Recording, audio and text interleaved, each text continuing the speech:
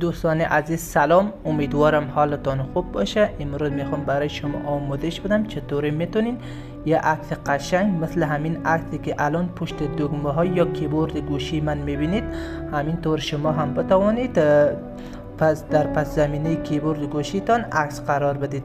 حتما تا آخر این ویدیو همراه من باشید. برای دیدن ویدیوهای بیشتر لطفاً ویدیو را لایک کنید و دکمه مشترک شدن را بزنید تا با انتشار ویدیوهای جدید یوتیوب برای شما اعلان میفرسته و شما اولین کسی می باشید که میایید ویدیوهای ما را مشاهده میکنید.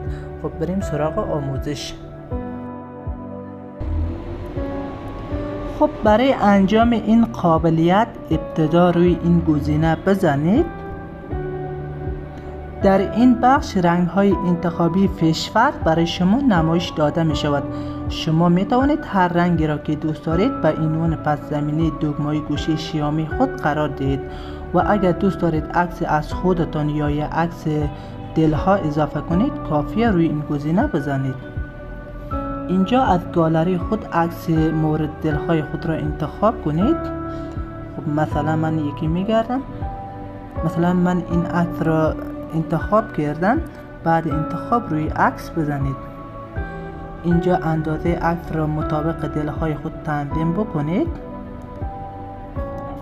سپس روی گزینه بعدی بزنید.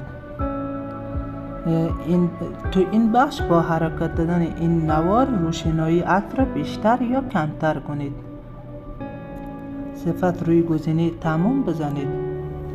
تو این قسمت اگر این گزینه را فعال کنید همونطوری که میبینید پشت این دکمه ها سایه اضافه میشه.